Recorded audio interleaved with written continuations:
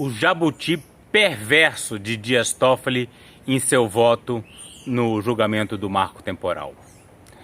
Quem assistiu apenas, entre aspas, apenas as primeiras 2 horas do julgamento de Dias Toffoli, ou então apenas viu as notícias no dia seguinte de que ele votou contra o marco temporal, pode ter ficado com a impressão de que o juiz que já chegou a negar a autorização para que o presidente Lula comparecesse ao velório do próprio irmão, pode ter ficado com a impressão de que o juiz está melhorando, se redimindo. Mas não. Ele colocou um jabuti no seu voto que é gravíssimo.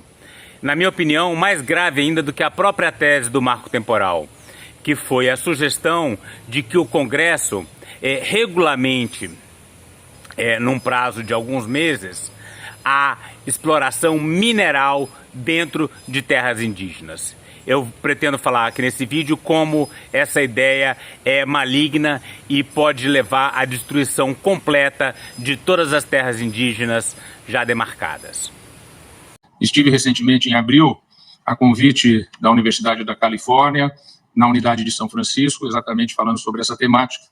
E lá também ouvi de professores, tanto dos Estados Unidos da América quanto do Canadá, que eles têm também situações de conflito, situações ainda não resolvidas com os povos originários dos seus respectivos países. Mas ouvi também deles de que nenhum deles tinha chegado a uma solução tão justa e correta quanto a da Constituição brasileira de 1988. Nessa hora, enquanto ele está louvando a Constituição de 88, parece que está tudo bem.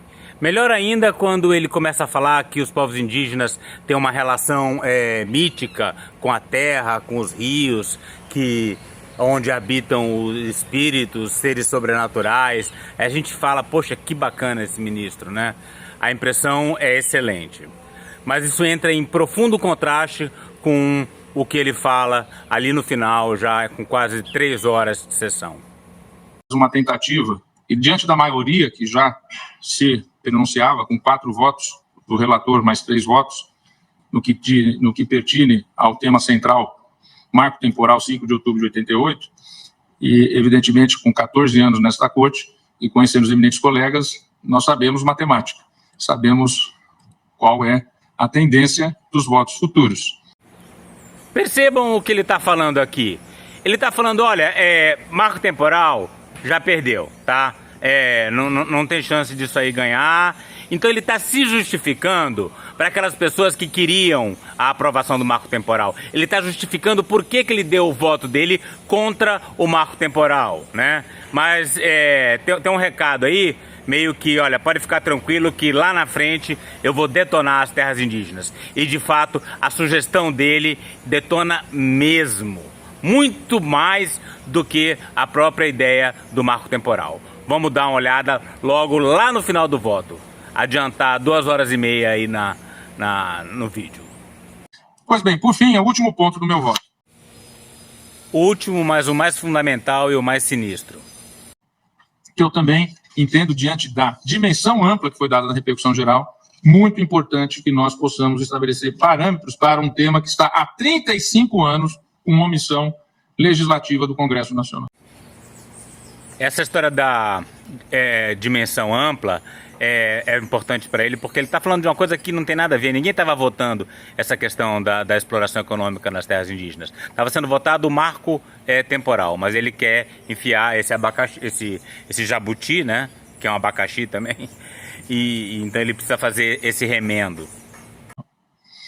Aproveitamento econômico das terras indígenas. A omissão legislativa, que eu entendo, ela se dá em prejuízo das comunidades indígenas. Por quê? Existem vários atos de autorização de lavras em terras já demarcadas. Autorizações ilegais que, portanto, devem ser canceladas e não servir como justificativa para a legalização da exploração mineral nas terras indígenas.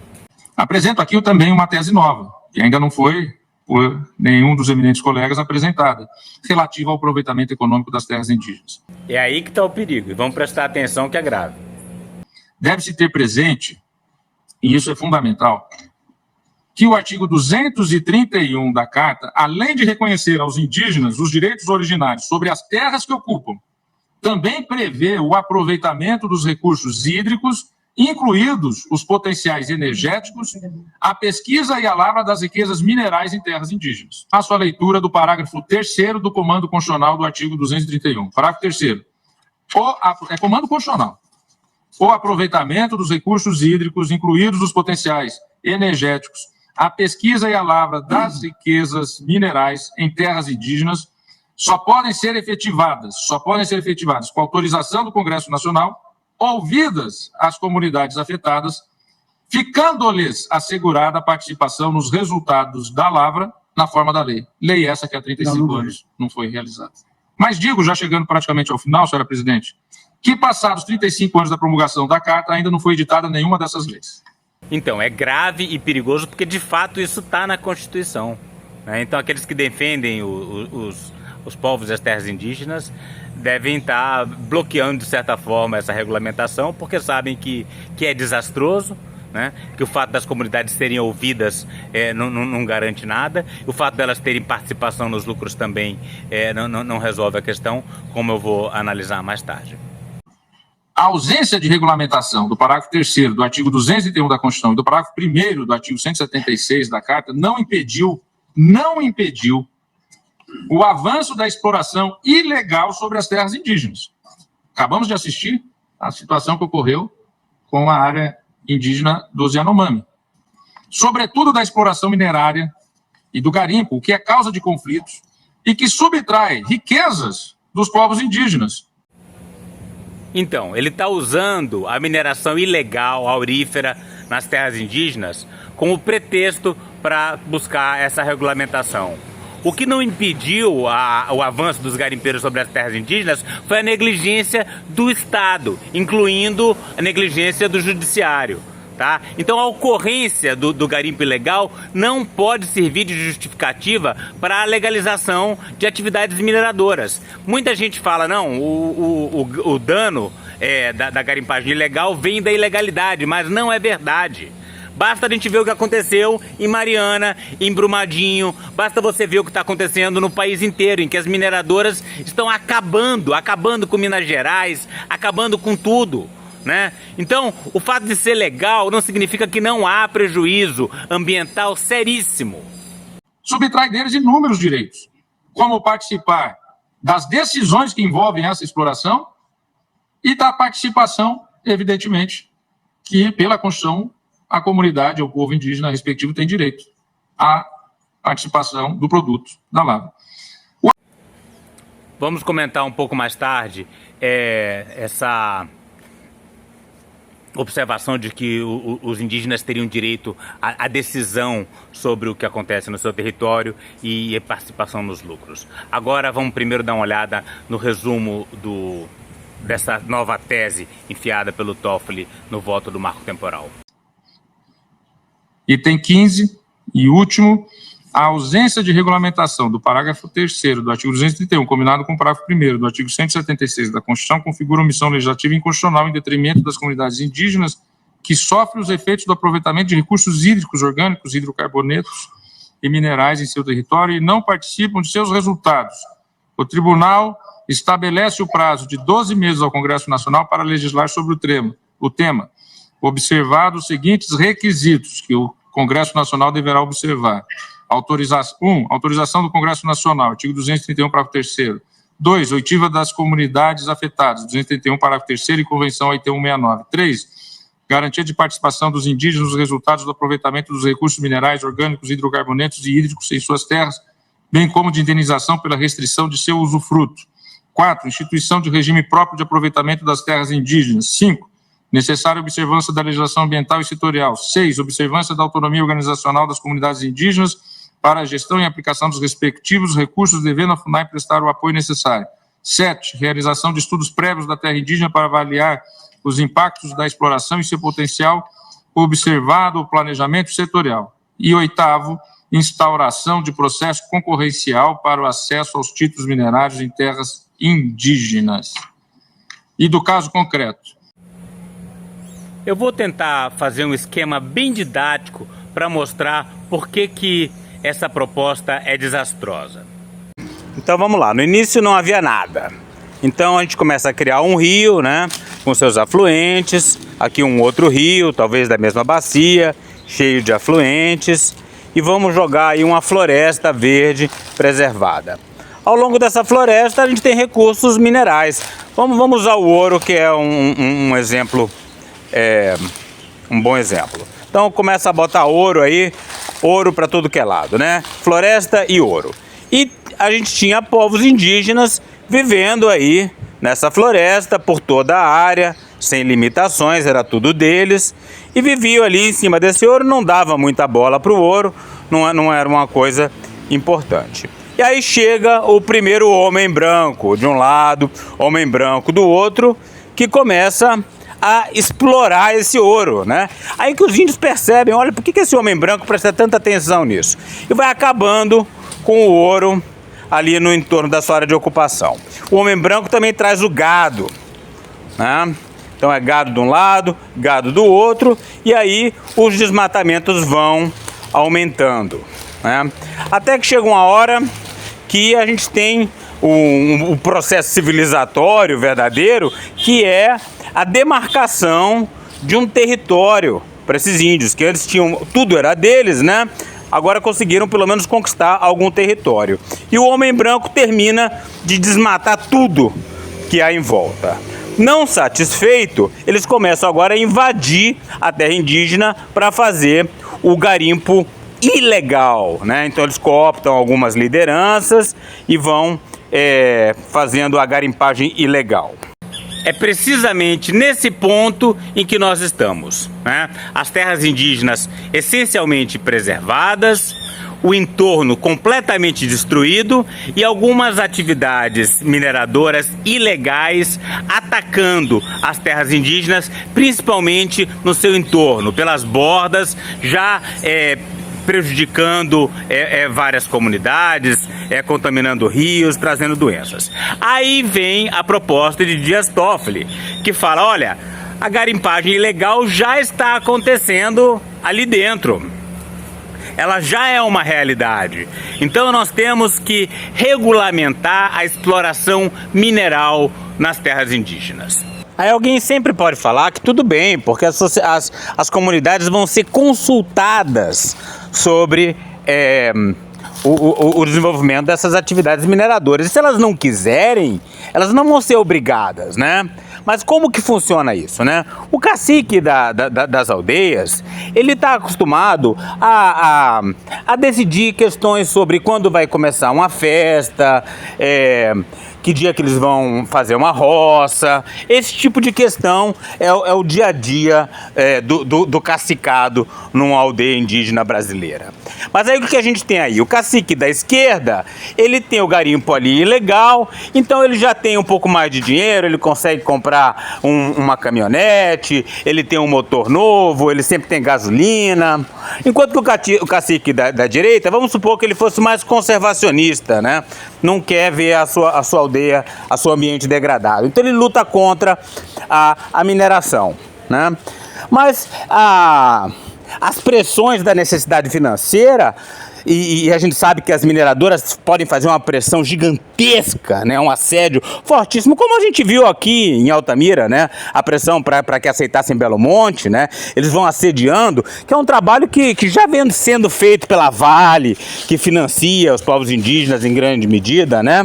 A pressão vai ficando tamanha que uma hora aquele cacique da direita vai terminar cedendo a essa pressão para abrir o seu território para uma atividade mineradora.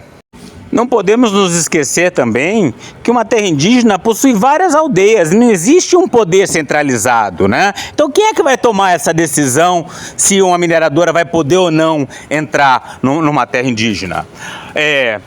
Agora eu coloco aí a figura, o cacique da terra indígena mais ao sul.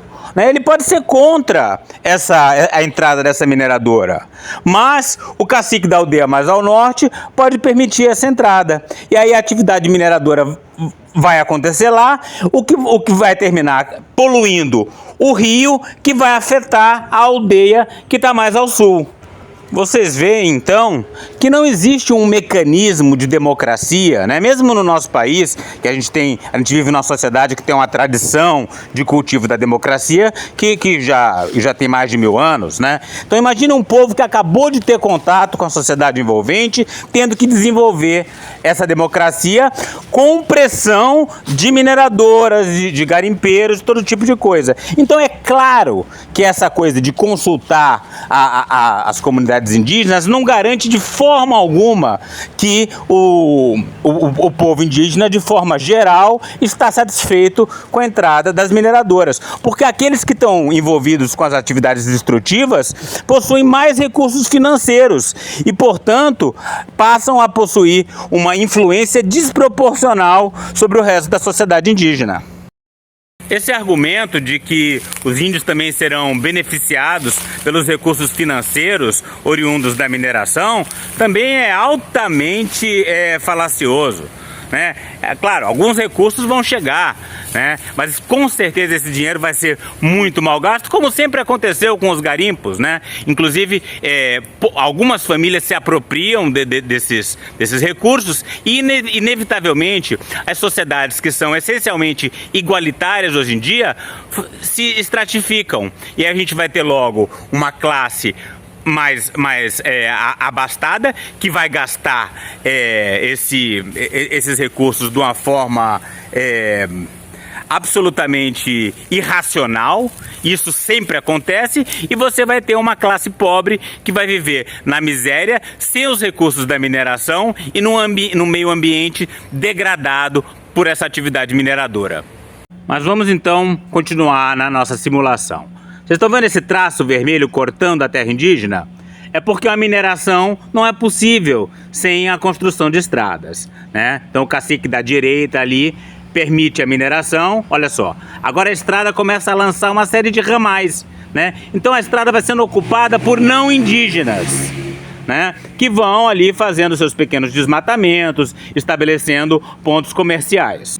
E também criando pequenas vilas onde antes era um território puramente indígena. Alguém pode imaginar, então, que essa rede de infraestrutura que teria que ser construída dentro da terra indígena para permitir a mineração seria provisória e que depois de terminadas as atividades, ela seria desfeita e o território indígena seria mantido. Isso aí não pode estar mais errado. Todo mundo que trabalha com a questão indígena sabe como é absolutamente difícil, quase impossível, remover invasores da terra indígena. Basta ver o que está acontecendo agora na terra indígena Piteréua, ali em São Félix do Xingu. A gente tem certas vilas que se formaram lá dentro e sempre, todo governo, alguém fala em fazer a remoção desses não índios da terra indígena e ninguém consegue, porque é politicamente muito difícil, né? Você chegar numa vila e derrubar a casa com mulher abraçada com filho chorando, casa caindo, isso aí politicamente é muito desgastante. Por isso que fazer desintrusão de terra indígena é muito, muito difícil. Basta ver a terra indígena Cachoeira Seca também, aqui do lado do Xingu. Era uma das condicionantes de Belo Monte, remover essas pessoas, né? Esses não índios que vivem dentro daquela terra indígena. Por que isso nunca acontece? Vê se o governo Lula agora, que está até agindo contra o garimpo ilegal nas terras indígenas, está agindo para remover aquelas vilas que já estão estabelecidas dentro de terras indígenas completamente homologadas. Não acontece. A mesma coisa vai acontecer com essas vilas que vão se formar ao longo dos projetos de mineração que o Dias Toffoli propõe que sejam regulamentados dentro de terras indígenas. Ou seja, é o fim das terras indígenas. É a fragmentação total e a destruição do seu território. Então, para completar o quadro aí, então a gente já tem vilas de não índios estabelecidas dentro da terra indígena, né? Isso, a garimpagem ilegal não acaba, porque o fato de você regulamentar não significa que o ilegal não vai continuar. Começam a surgir desmatamentos, abertura de fazendas para criação de gado, né? Porque a necessidade financeira nunca se completa, né? Você vai ter o dinheiro da mineração, mas vai ter alguém querendo plantar soja, criar gado, e aí a terra indígena vai se degradando cada vez mais, né? A terra ali mais ao sul também cede às pressões econômicas, né? Uma vez que o rio já está destruído, a caça já acabou, né? E ele vê que eles estão sofrendo mais do que seus vizinhos que não abriram o seu território para devastação, e a floresta se acaba completamente, até o ponto que os próprios índios desaparecem fisicamente porque aquele território termina completamente dominado pelo homem branco.